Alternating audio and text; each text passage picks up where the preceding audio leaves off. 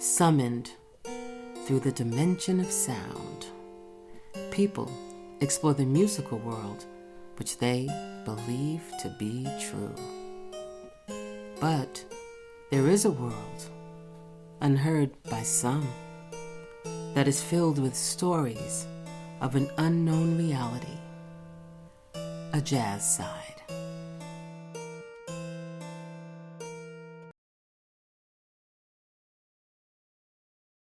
Episode 5 of Tales from the Jazz Side is with electric bassist, composer, producer, arranger, Mark Egan. All right, now this episode, I'm back on my Michael Franks 20-year anniversary tribute. You know, as I do each of these shows, I'm beginning to notice an interesting pattern, and it's come to my attention that with each guest that I've had on the show, each one has demonstrated an unconditional love for what they do and this amazing determination to overcome any obstacle that arises in their career. And keeping with this spirit, today you will hear from a musician who's worked with many, many musicians. Now, I've not played with Mark Egan for years and years, and we don't have the road stories going back decades, but we do go back far enough for me to say what a pleasure it is to work with him whenever we do have him as a special guest with Michael Franks. And now, admittedly, I didn't know the entire history of Mark, and as I do with all of my guests, I get to researching so that I cannot sound oblivious when I'm interviewing them. And interestingly, there were large segments of history that I didn't know about him. For example, I didn't realize the scope of people and different fields of music art that he's worked in and or with people that he's worked with. And what I mean by this is that, for example, you have this one side, which is, you've got Sting. He's worked with Sting, Roger Daltrey, Marianne Faithfull. And then you're moving along another spectrum, and you've got the Gil Evans Orchestra, you've got Pat Metheny Group, David Sanborn. And then you keep going, and now you have his musical contributions to movies such as Aladdin or The Color of Money, television like the NBC Sports and that famous CNN headline news that is Mark. Okay, and after finding out about these segments of his career, to say that I understand why he's considered to be the most respected and in-demand electric bassist on the music scene today, to me is somewhat of an understatement, because I feel I understand it on an even deeper level because I've had the learning experience of seeing Mark Egan in action, of playing with him. And in hearing how he contributes to the music in an almost unassuming way, yet his sound being so essential to each song's life and longevity. It's really remarkable to hear the sound that he creates with his fretless bass. He is distinctive and he is versatile, and his love of music has always been his compass for seeking out new sounds and finding and playing with kindred souls. That makes for an artist who loves the process of creating with other artists. And that's something I feel as a musician is always great to be a part of. Okay, to find out more about the wonderful and amazing Mr. Mark Egan, you can surf the web. And you can also visit his website at www.markegan.com. So join me now on Tales from the Jazz Side with my guest, Mark Egan.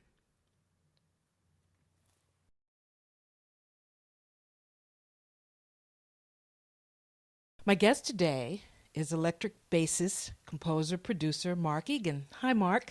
Hello, Veronica. Thank you so much for doing the show today. Thank you so much for having me on the show. It's a real pleasure here in Las Vegas. I know. I was just going to say that. We're in Las Vegas looking at the hills and all the really dry lands.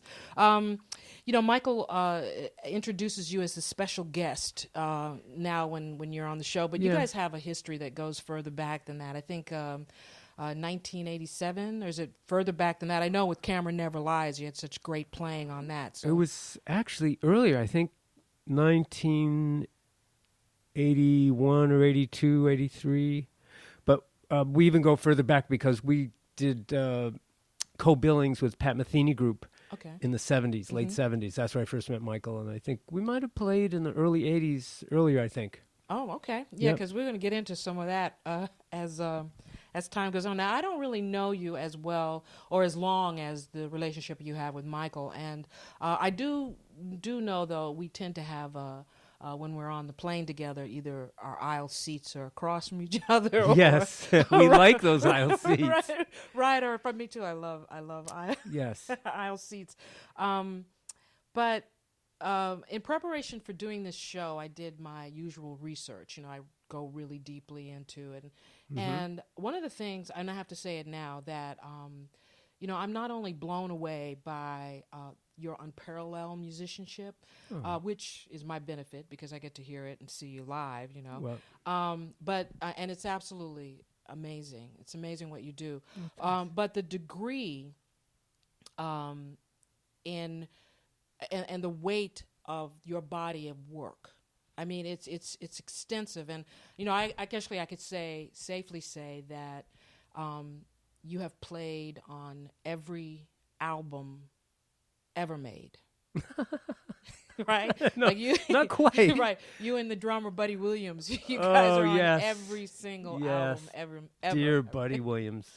Well, the thing that is interesting to me about that is how is that?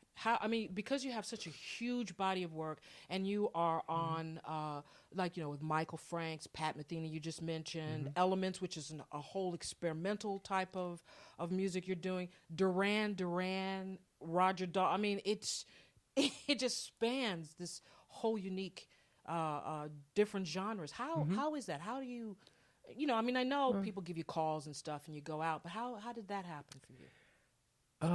Well, Veronica, I came to New York in 1976. I'm a baby boomer.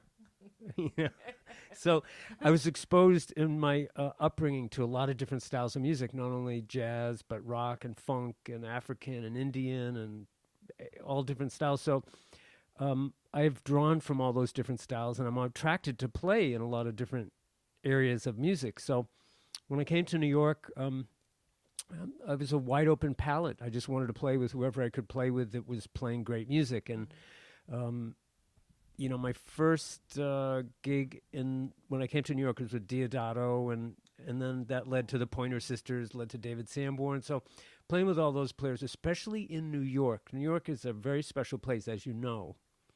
And it's a melting pot, and you meet a lot of people, and you make a lot of contacts. And I think if you're a good player and have a good attitude, that you can be exposed to a lot of music and record and play with a lot of different people, and so that was always my goal. I've just gone for it my whole life. Wow. I've gone for the creative music and in whatever style that is. And so I met a lot of producers and a lot of contractors and great musicians like Michael Franks and Pat Metheny. But for instance, I met Michael when we played with Pat Metheny on the road. And then I started playing and doing some recording with Michael, and then working with Michael and playing with different producers, Michael Kalina and Rob Mounsey, and all those people do records, and your name gets circulated, and you become a friend to people, and people call you to work with them. So that's it. And I've always risen to the occasion and done a lot of homework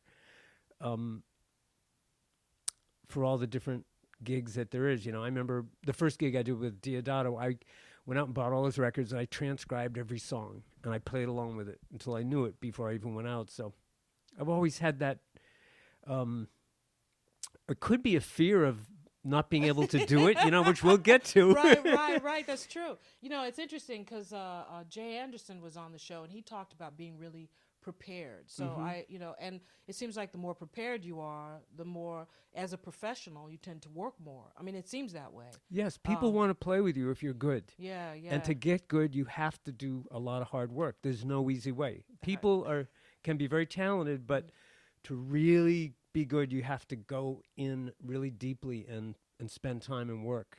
Wow, that's really true, and I don't want you to worry because as I tell all my guests, but I do a little pre-taping before the show, so I don't embarrass you with my fawning and my over-the-top thing of your skills, and so I'm Thank only you. gonna extol just a little bit of your virtues and how great you are, just sitting here a little bit. I won't overdo it. I won't thank you. embarrass you. I appreciate it. You're known for your distinctive fretless sound.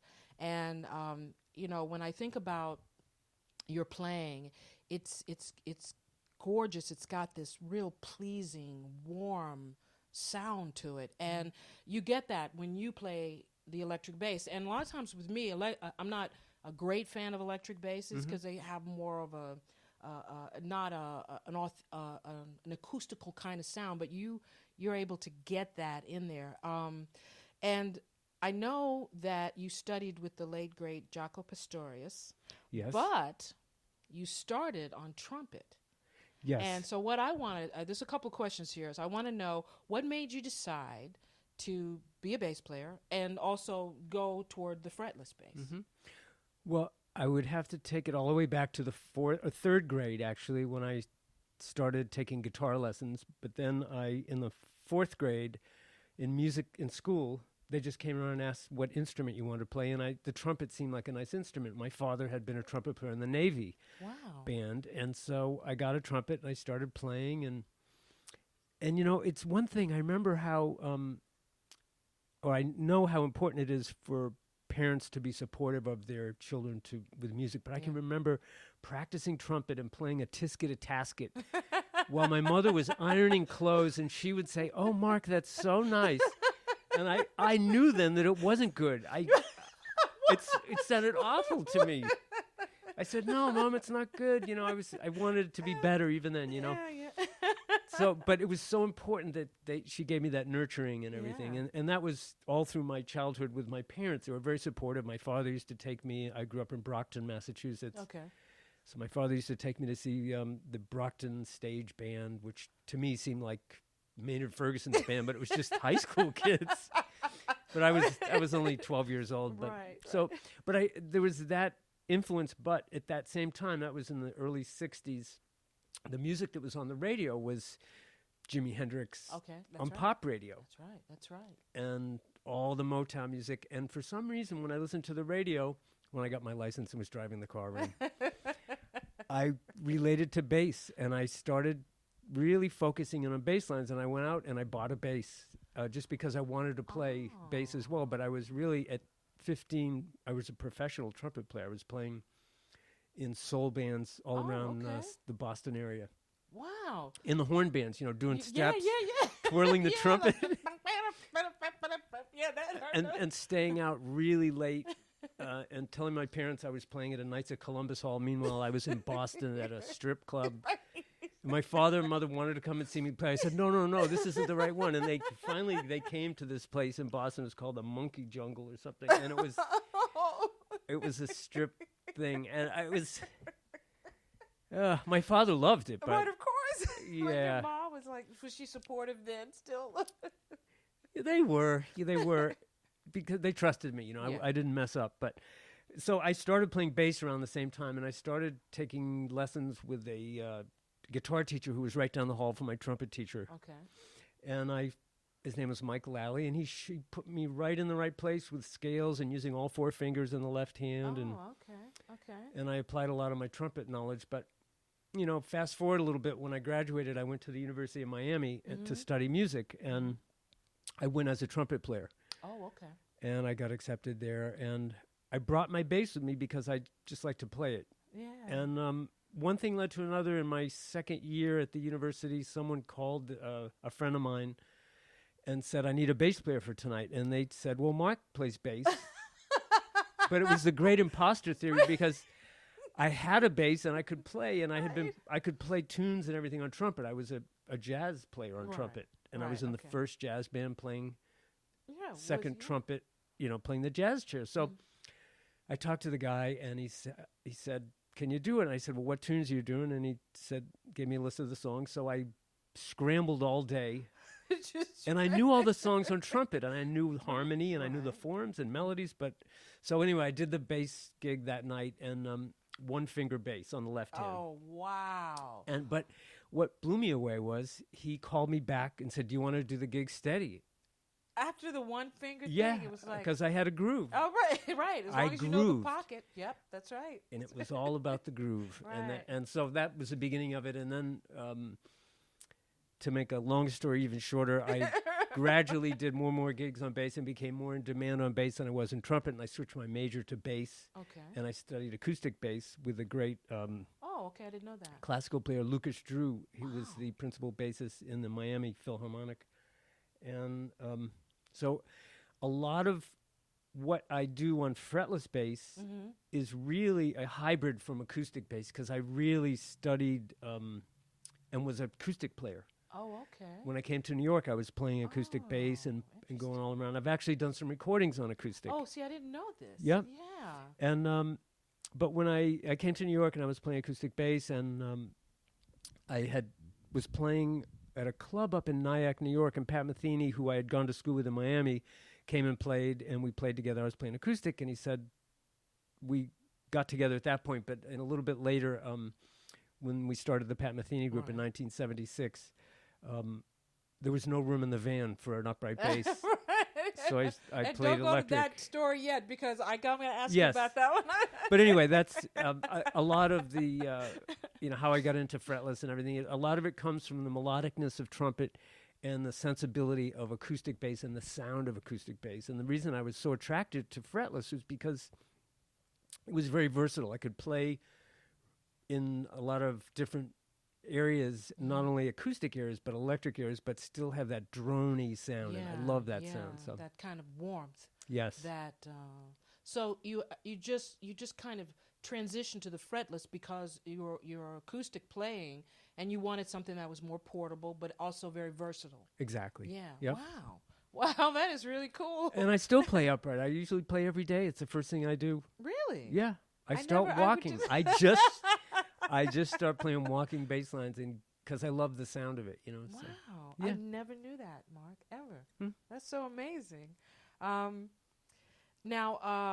wow, I'm like kind of, I have my little script here following, and I'm trying to teach myself how to play bass, and all I get is people telling me, here's $20, please don't play. Yeah. So they pay me not to play. But now, not too long ago, we were all backstage, and actually you and Michael were kind of talking about the good old days, and one of the things that I realize with people, especially with musicians, they'll read bios online, like they'll read yours, for instance, and they'll think that your career, because you were mentioning earlier all the things involved, but they think that your career has been this uninterrupted continuation of like easy life and recognition. And I mean, I've even fallen prey to that kind of thinking, because you never really see what's behind the prolific Right. bio of the story of someone, and the story you told in the dressing room really put a handle on the amount of time and the life choices we make when we are seduced, really. What into story the did I life tell? of being, well, I'm going to keep it tame. Into the life of being a musician. I think it really is a seduction. You somehow or another, it pulls you in, and you just can't help yourself. You just can't help yourself. Now, I'm referring to, and you'd mentioned it in just a minute ago, the van story. And you were talking about the earlier days being on the road and the van. And Right. you've got to tell us. You have to share the story with us. About being in the van. That kind of how many days on the road, and just Sure. all of it. I mean, Yeah. Well, when Pat Metheny started the Pat Metheny group, his father was a Dodge dealer, car dealer okay. in Lee Summit, Missouri. So Pat bought a big van. It had 4 bucket seats, and we all had a specific seat. And the only way at that time to really, because you have to understand, when the Pat Metheny group started, no one knew who Pat was. He had done 2 records on ECM, the ECM record label. Okay. One was called Bright Side's Life with Jaco Pastorius, and another one was called, I can't think of the next one, but it was Eberhard Weber was was the bassist. So anyway, in the jazz, underground, contemporary jazz world, Pat was getting some notoriety. He was a teacher at Berkeley with Gary Burton up there and played in Gary Burton's group, but by no means had the notoriety that the band came to. So we started out in the van, and we were playing $75 a night gigs, traveling all around, and we traveled probably, when I was with the band, 300 days a year for 4 years. And the first 2 years were in the van, and we would drive everywhere, all over the United States, and we would open up for some great people, Jean-Luc Ponty. And there's a classic story, because we played in Vermont, and then we drove all the way to San Francisco. Mm-hmm. And then we drove back to Quebec City, all straight, maybe with one gig in the middle and coming back. And the way we did it was everyone drove a tank of gas. I was just, a tank of gas, because I was getting ready to ask you, did people take turns? Yeah. We took turns, and I was just telling my wife, Connie, the other day that it was nice then, because on the radio they had these the craft hour plays, radio books or whatever, but with actors. Great. And so so I remember tuning in late at night in a snowstorm and listening to those. That's so great. But so we packed our own gear in, and we carried amps, and we used acoustic piano wherever, but we brought our own drums, and we had Lyle Mays, the pianist, had an exact way of packing the vans, and then on top of everything we had a mattress, so you could sleep in the back. But there was about 4 inches above your head, so you had to watch out. Sleeping in a coffin or something. Yes, but that was the only way to do it then, because you couldn't afford to fly everywhere, because the band wasn't known. Right. And Pat was able to buy this van and do it, and gas wasn't expensive. Right, that's right. Hotels, it was different world. Completely, because when you say a gallon of gas, right, you were driving 3 or 4 hours, exactly. And so it was possible to do it, and because of that, being in a close environment like that, the band really grew as a band. And it was a very cohesive and very dynamic band. Mm-hmm. And it's rare to have a group that stays together that long. That's true. And that's so tight, and it established a different sort of sound compared to what was happening at the time, which was, at that time, fusion was sort of on the wane, and it was ready for some different orchestration, and that's what Pat and Lyle, especially with the way that they orchestrated the band. And wow. But we played together as a unit, and we traveled as a unit. And after the second year, we started to fly a little more, and after the quote-unquote white album, the Pat Metheny group album, came out, that was very successful and got a lot of airplay, and it allowed us to fly sometimes. And so it ended up, by the third year, we had a couple of semi-trucks, and we flew, and the guys would come. But we were flying, and, I didn't know what city we were in. Half the time it was just so intense. But wow, 300 days out of a year for 4 years. That's a lot. That's as hard as you can possibly hit it. You can possibly get. I think that's seriously paying your dues. Yeah. So when people look at this and they look at your story or Pat Metheny or and they just read, it's now no longer just about you won these Grammys and platinum records. Mm-hmm. They get to really understand just how much work and dedication's involved in just because you guys were also part of creating and building a whole new genre or sound moving out of jazz. Right. So that's why, I can't even imagine not knowing, who you are, or Pat Metheny is. Do you know what I mean? We never think that, we always just see people as famous. Right. But we never think that, we're sitting with them in a club, or we sit in with them at a club, and, nobody knows who they are. Nobody knows who, and you're sitting next to them, and the next thing you know. I'm always interested to find out how people got to where they are in all walks of life. Yeah. Yeah, same here. Success stories of people, and it was interesting with the Pat Metheny group because when Pat called me to come and sort of try out for the band in Boston, I was playing with David Sanborn. I was a member of the David Sanborn band. That's right. And I was in New York, and we had done a record with David on Warner Brothers, and we recorded one of my songs, and we were traveling and touring with David. And that was a very prestigious New York scene because if you played in that band, you were sort of a first call session player, which I am.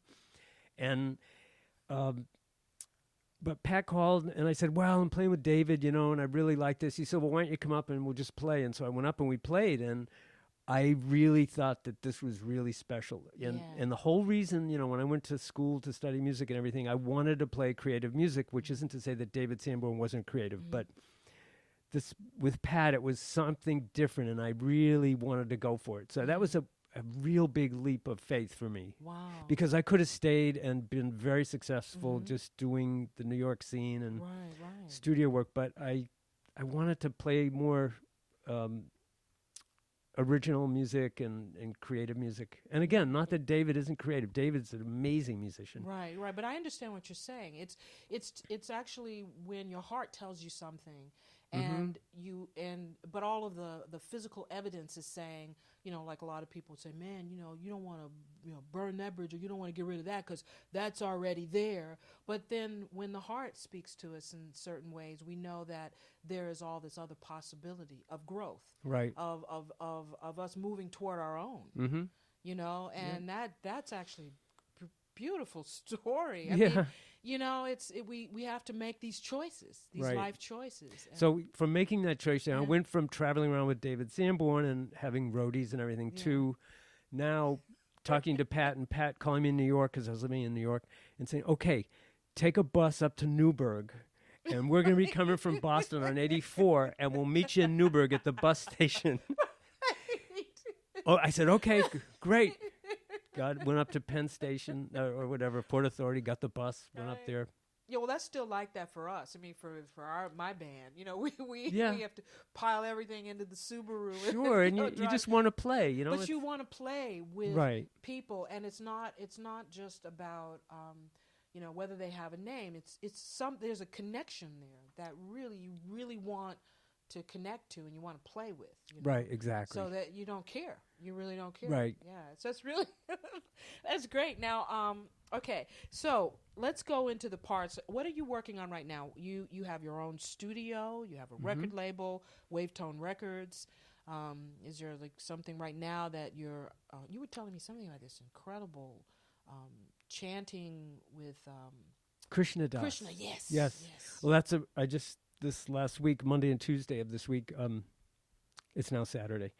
Is it? And we're going to play tonight in Las Vegas. Right, we have sound check in a couple hours. I did a recording with a chanting, what's a chanting man? A religious... not a cantor, because cantors are used in Christian... I know what you're talking about. Yeah, but it was great. It was in New York, and it was with a tabla player and a percussionist and a chime player. And Krishna Das plays harmonium, which is like a little pump organ that you pump with one hand and you play. And he's written very simple chord changes, all triad, major, minor, to these Indian Vedic chants from India. Wow. That were inspired by his guru at the time. Same person, Baba Ram Das, who wrote the book Be Here Now, which I was a big fan of in 1969. Wow. And Krishna Das was with him then, and his guru is Maharaji. And so anyway, he's now has a very big following in the yoga world, in the, I would say, yoga world. And he goes and does these chants and plays, and we did a record for him this week, which was a great project. We were at Avatar Studios in New York for 2 days, about 16 hours a day. Wow. With a choir in another room, and so it was call and response, and he was singing these Indian prayers, and they sing back, and just by singing these, supposedly it brings the spirit of God, whatever, that to energy, to that the people. So that's right. I'm sort of a hired gunman. That's so against what that's all about. I know, it's just like, I'm not really a follower of Maharishi, but I love being in that environment, and and it's great. And I play with him from time to time in the New York area, and it's such a great experience. So I just did that, and but you mentioned I do have a studio, and I have a record company that I've had since 1993 right. called Wavetone Records. So wow. Yeah, 93. That's 93. 20 years? Yeah, Is I know. it 20 years or 30 years? 20. No, it's 20 years. Wow. Because I started with Michael in 93. Wow. But that's a long time. Yep. And, you keep, whenever you mention it as if it's, I just started this label. Yeah. But right now I have about 16 releases on it, mostly my own things. And it started from some live recordings I had of the group Elements that I co-lead with Danny Gottlieb. Yeah. And I wanted to get them out, and they had already been recorded live, so it was from a financial point of view, it was very feasible to do. And that just one thing led to another, and now I've been doing all my solo records on the label and selling them digitally, and now, especially now digitally. And but I'm working on a new record, which is a trio that I did with Danny Gottlieb, the drummer, and Mitch Foreman, keyboards. Oh, okay. And I'm going to be releasing that in the spring of 2014. Oh, okay. So you guys have you gone into the studio now to start it, or you just? We went in the studio. The tracks are all done. We recorded about 19 tracks, which all of them will make the record, and I'm post-producing it now. Wow. Just editing and cleaning things up, and then when I get back from our Japan tour with Michael in early November, I'm going to start mixing. So. Wow, you're so busy. Yeah, I love being in the moment of the music. Yeah. And I know you do too. And that's whatever. I just like being in that place. And and you can tell. You can tell whenever I'm watching you or I'm listening to you on stage, especially watching, because I think in looking at musicians when they're playing says a lot about what they're feeling. If they're really there. Yes. You'll be looking at some of the different, like the Cats over at Willard or Charles or whoever you're playing with, and you're smiling, and you've got that look on your face of the serenity happening. It's really inspiring to watch. Oh, that's great. Because it makes me get more, even want to connect more to what's going on. Yes. As opposed to cats that those right. ones that are just waiting for you to finish right. so they can solo and.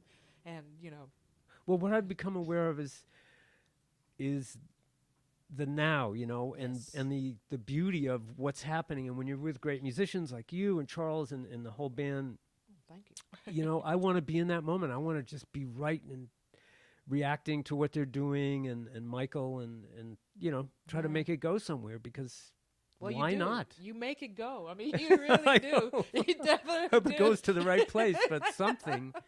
Absolutely. Always there in the pocket, in the present. It's great. Now, this is my, okay, so now are you ready to go into the basement with me? Because this is the part of the show where it's my favorite part. And I always use that line. But you gave me a look like, what do you mean? Do we have to go the basement? No, we're not going to really go to the basement here in this hotel in Vegas, but this is the basement of our deep psyche. Sure. Okay, so now the first question is, tell us about someone you've worked with who is a little frightening to you, but in a good way.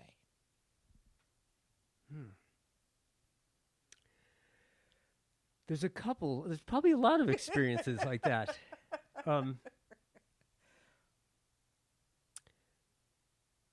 One that comes to mind was a record that I did with a great saxophone player, Steve Grossman. Okay.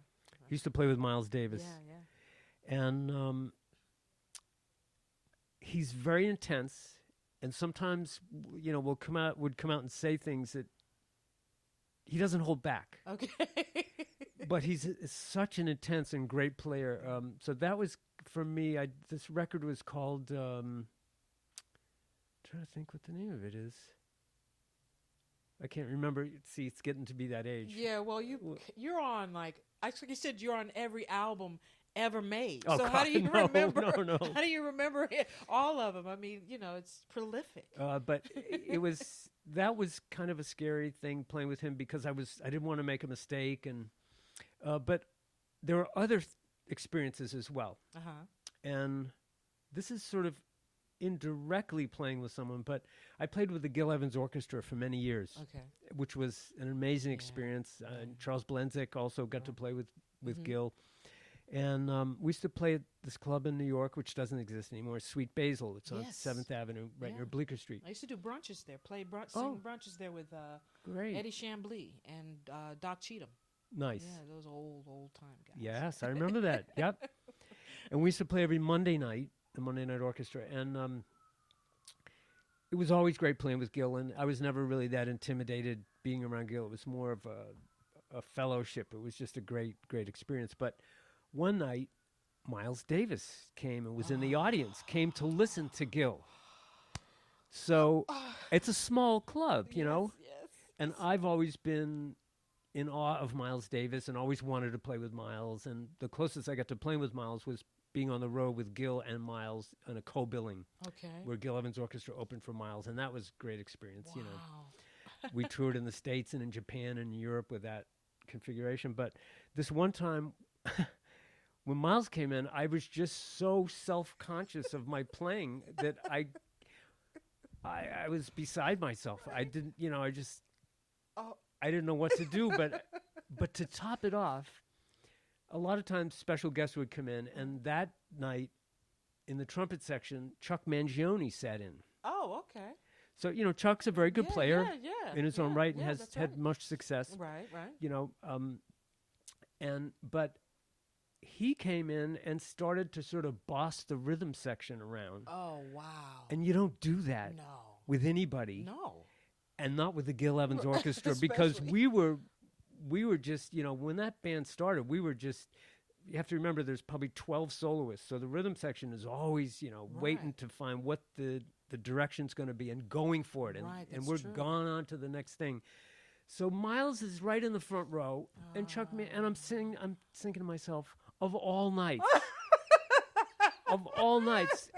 I got this on my left and Miles right in front of me, and you know, and nothing against Chuck Mangione. No, I don't like to speak badly about anyone because, no, it's not. but it was a combination of, you know, being freaked out that Miles was there, and then being bossed by. But I just said basically, I think Adam Nussbaum was playing. Okay. I just looked at Adam. I just shook my head and I said, and we just plowed through it, you know. And it turned out to be good, but it was a weird night. Wow, that would be terrifying. I mean, really, because you know, it's like having, if I'm out and all the great singers that I really respect. A lot of them they're all dead, really. But there's like Diane Reeves, for instance, if I'm singing and you know, and she comes in and she's sitting there, you know, I just.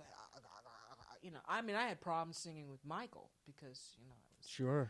You know, so I can understand how it's better not to know who's out there and just assume that it could be anybody that of your highest dream, you know, and then exactly. Then you'll play good.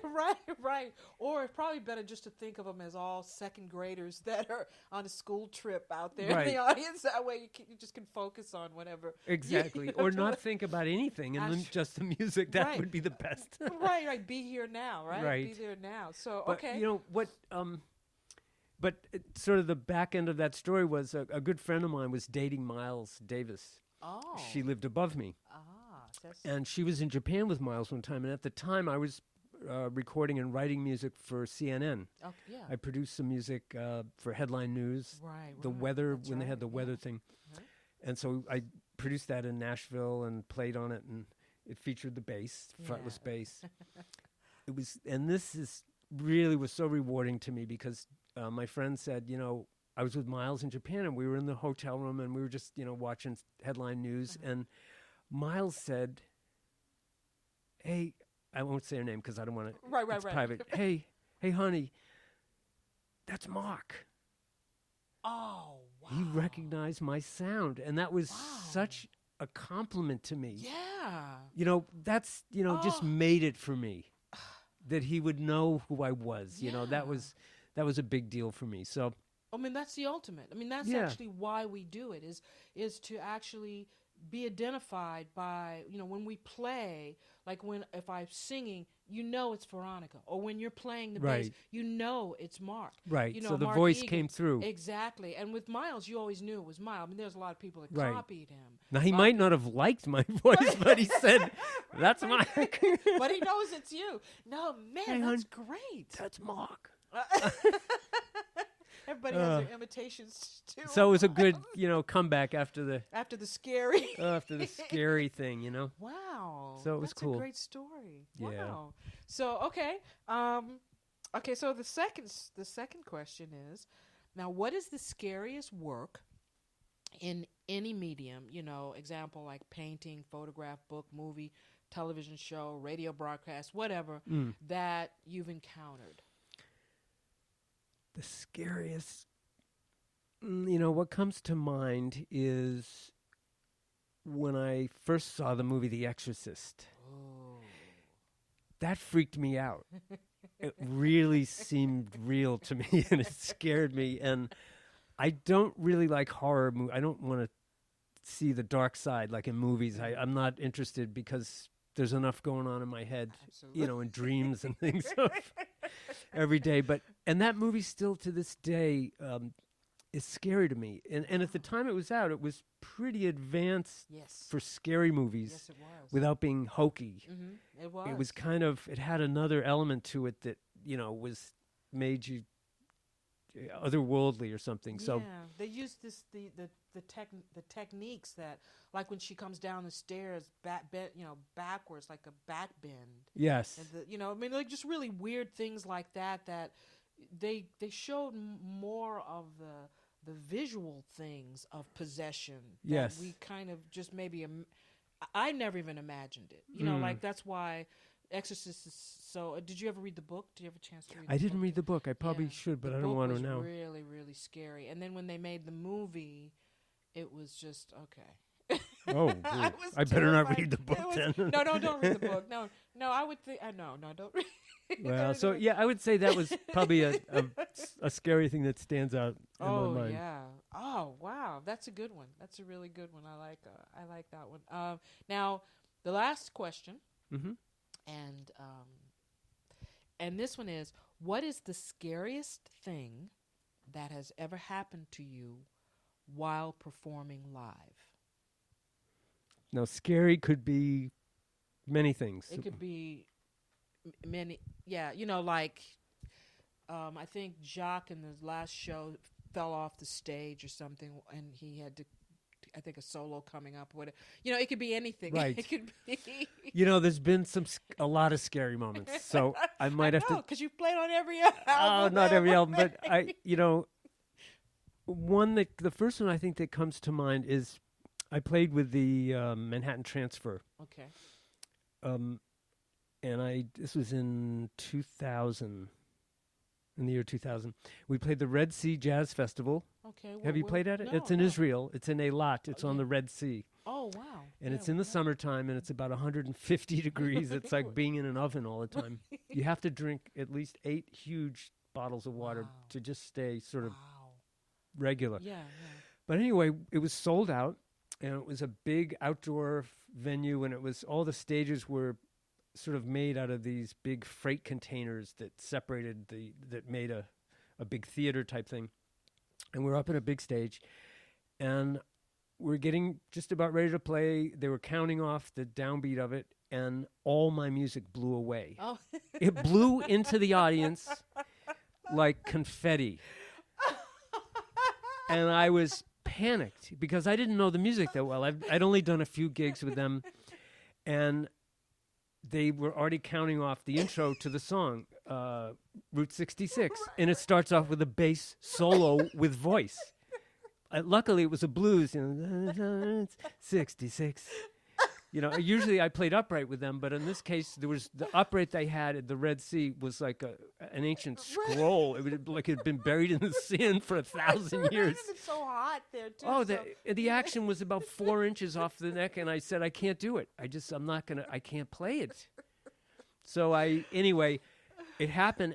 I was playing Route 66, but at the same time, I was looking around. So I ended up having to, it starts out with the blues, but then it goes into the series of syncopated hits along with the horn section. So I had to go over and read off the tenor player's chart, which is a transposed instrument, which is up a whole step. That's right. So I had to transpose down a whole step, but not read his notes, transpose his chords down, and try to read his. So it was awful. Oh my God. Then one of the singers, who's the leader, I won't mention the name, said, for the next song we're going to do this, and I said, wait a minute, I got to get this music. He goes, come on, and started coming down on me. Oh.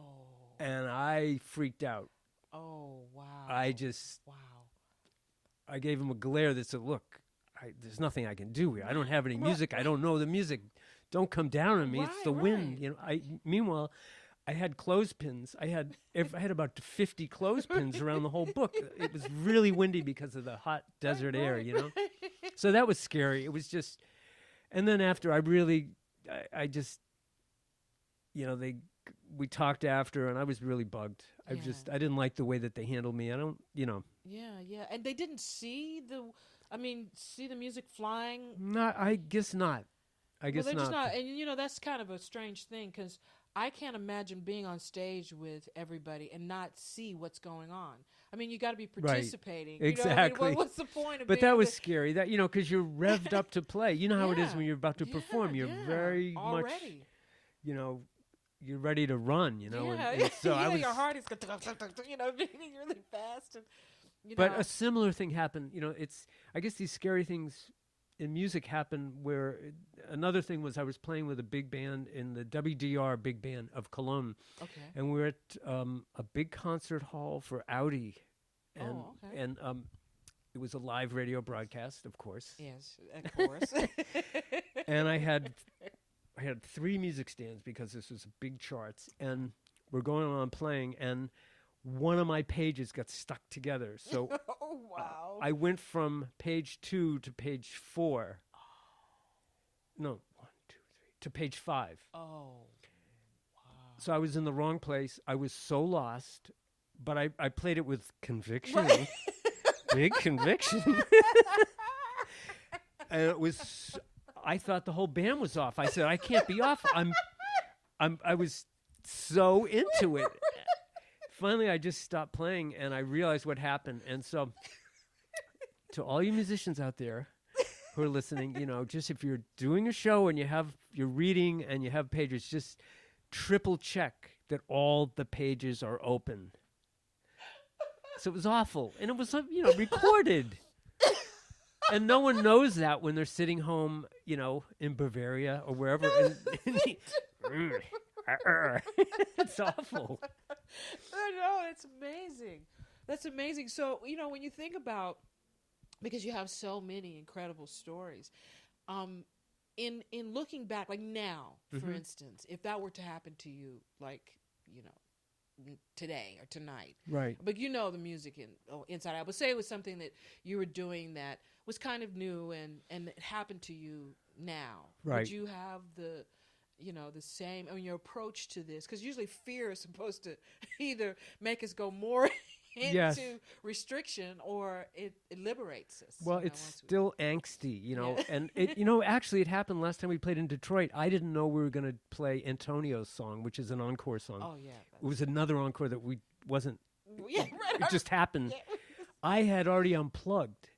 And I didn't have Antonio's chart in front of me, so I was scrambling. The song already started. I was scrambling to plug in. I couldn't find the chart, so I played it by ear, which I knew, but I didn't remember the piano solo. I know it now. Right. Exactly. So, it's all learning experience. And, things happen. Yeah. And you just try to jump in and make it good. I remember in elementary school, I was in the pit band every Friday. They had assemblies, and I was playing trumpet for the assembly. I remember a guitar player played a solo guitar thing up on stage, and it always stuck out to me because he was playing solo guitar. We were down playing when everybody came in, and in the middle of it, he messed up a note, and he just stopped, and he lost it, and he tried to go back and play, and he couldn't do anything, and I said to myself, frozen? He was frozen. I just said, go on, keep playing. Even then I said, what? I noticed, I said, don't do that. Just play. Conviction. People won't remember. Right, they won't. Just keep it going. That's true. But he stopped and he went back to the beginning of the tune. And he got to that place again and he stumbled and he went back. So he kept going back. He kept going back. So that was a big thing to me. I said, "Oh, I will never do that. Oh no, right. Just keep playing, even." Yeah, you just go, just keep going. Right. And at some point, you'll Lay find out where. Right. Hopefully there'll be some. Right. And I'm not knocking tenor players, but somebody who'll solo for a long period of time. Exactly. And Take then it you'll over. get to go and find where you are in the charts and everything. Yeah. So, okay. Wow. Now, okay. So you have another one. You have another story for us too, right? A scary playing story. Oh, okay. Yes. Cool. Let's hear it. It was in the early mid '70s with the Pat Metheny group when we were playing in Pat's hometown of Lee Summit, Missouri, and there was a place called the River Key, which is a song that Pat wrote. And what the key is, it's a one of those flood river. It looks like when you go by it in the day. Normally, there's no water in it, maybe a little trickling. But when there's storms and stuff, it's a runoff. Rushing. Yeah. And it was right near a big shopping mall and area, and it's called the River Key.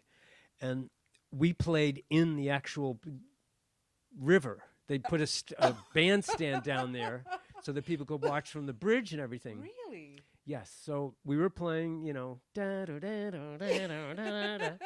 and we might have played the first song. I think the head of A&R from Warner Brothers was there because they always sent reps out with us. We were on Warner Brothers through ECM. They were distributed there. Okay. And there was a guy there who traveled with us on the road, and so he was there down by the stage. And anyway, off in the distance, the clouds get very dark. Very dark. Yeah. And it's one of those really fast-moving Midwest storms blew in. It was a thunderstorm, and it started raining like crazy. And before we knew it, water was up to our waists. No. I was holding my bass over my head with water up to my waist, and I thought I was going to go. I thought I was going downstream. I thought it was going down the river. And I just I was just worried about my bass. I could swim. Being electrocuted. I'd unplugged, yeah. But but there were a lot of amps on stage.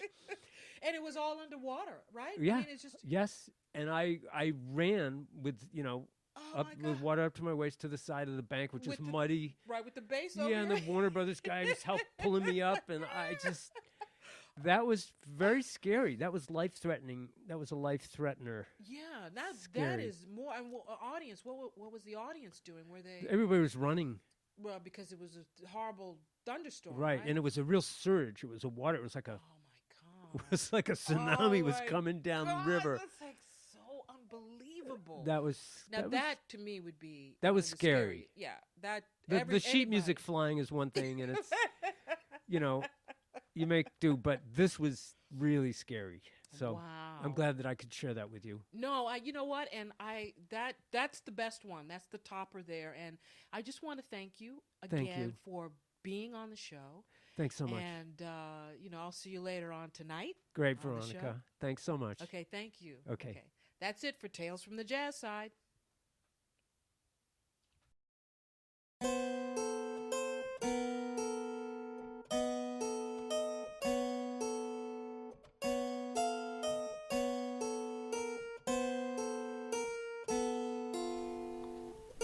The jazz side is always there, waiting for us to enter and waiting to enter us. So, until next time, unplug your ear holes, for you never know what worlds may be waiting for you.